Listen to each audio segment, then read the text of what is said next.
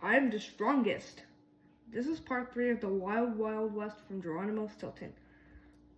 I'm the strongest. The gun mice stopped in the center of the town. They were pulling a wagon. Inside the wagon sat an enormous barrel. I wondered what was inside it, but there was no time to think about it. I was too busy thinking about the leader of the gun mice. He was the scariest rodent I have ever seen. He was dressed in all black from his leather pants to his coal black hat. His black cow wrap boots were extra pointy. They looked like they could spear a rodent with one hard paw kick. His face seemed to be stuck in a permanent scowl. I shivered. Who was this evil gun mouse, and what was he doing in Cactus City? Just then I noticed something shiny pinned to his shirt pocket. Rat-munching rattlesnakes. It was a sheriff's star. How could this evil-looking gun mouse be a sheriff? A crowd gathered around him. Citizens of Cactus City, the evil-looking gun mouse shouted. From now on, you'll cheer when I enter town. I want singing, I want dancing, and I want a plate of nachos with heaping gobs of cheddar. Rodents rushed to obey his orders. One led a chorus of "Long live the sheriff." Another started teaching a new line dance. A third produced a plate of steaming nachos. The sheriff shoved some chips into his mouth. "Too hot, you fool!" he hissed. Everyone stopped cheering. They stopped singing. They stopped dancing. They were too scared to squeak. "Who will volunteer?" Then a voice rose up from the crowd.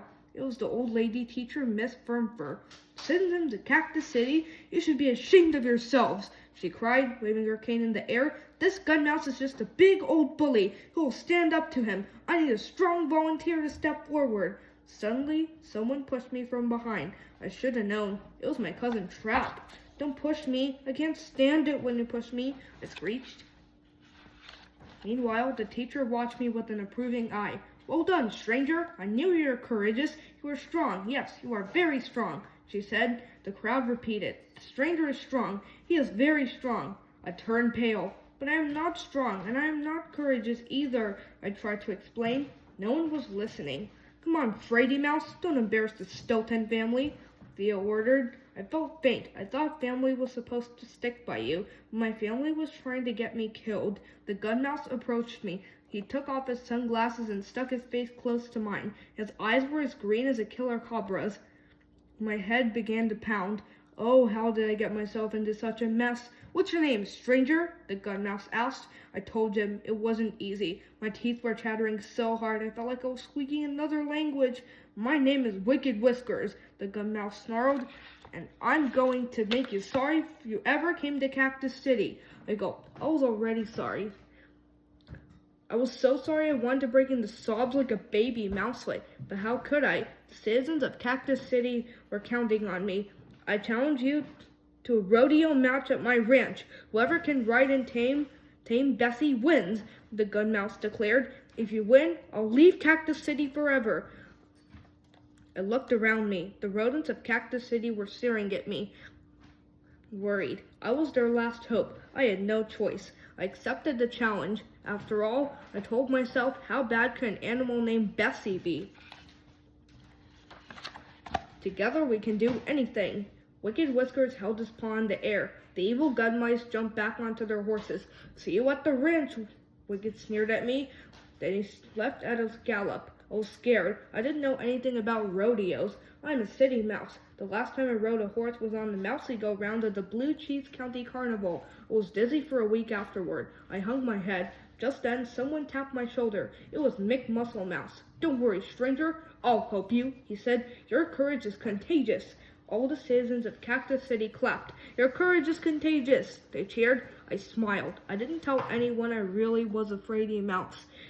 I needed all the help I could get. "Don't forget us, Jerry Berry," Thea called. Trap and Benjamin nodded. "Together we can do anything," they shouted.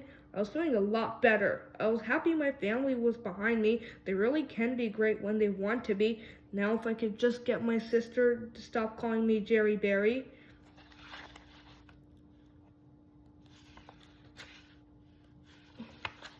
Wicked Whiskers Water Dam. Before I went to the evil gun mouse's ranch, I needed to know more about him. Mick told me the whole sad story. It seemed Wicked Whiskers was the owner of a piece of land north of Cactus City. A river ran through the land. For years, the river ran straight to Cactus City and was used for farming, cattle, and the citizens of the town. Then Wicked decided he wanted to control Cactus City. He built a dam so the water no longer reached the city. Fields got dry. Cattle got thirsty. Now we have to pay Wicked to deliver water to us, Mick explained with a sigh. He makes us pay for the water in gold. I was disgusted. What kind of mouse would steal water from needy rodents? It was sneaky. It was cruel. It was enough to make me ready to take on Wicked Whiskers. Mick showed me a map. We'll need 3 days and 3 nights to reach Big W, Wicked Whiskers Ranch, he said. Thea, Trap, and Benjamin were excited. Is it going to be Fabumouse? Thea cheered. We'll be like real cow rats, Trap grinned. I love horses, Benjamin squeaked. I felt limp. I couldn't ride a horse for 3 days.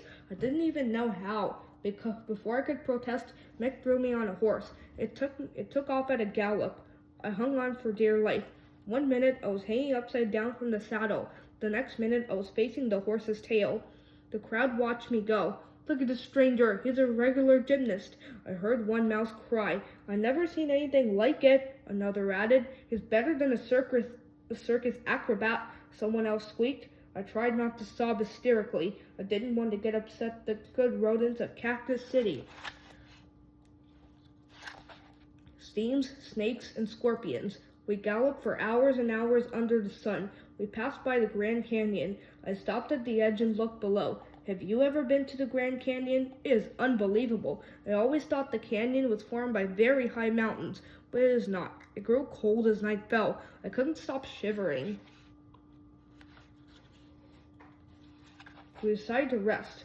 We finally sat around the fire. Trap played on the banjo. Mick played the harmonica.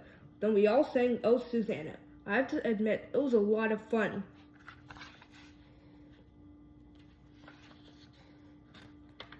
A real cow rat.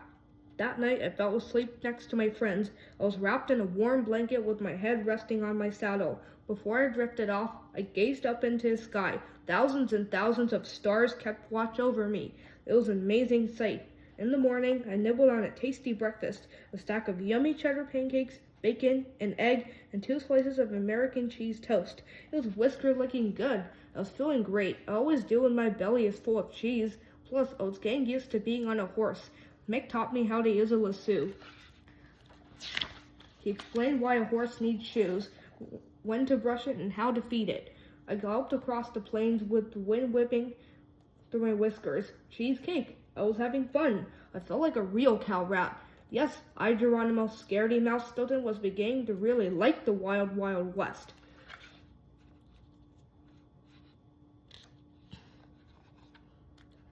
And that is it for part 3. I'll be doing part 4 later. I hope you enjoyed the story. Thank you.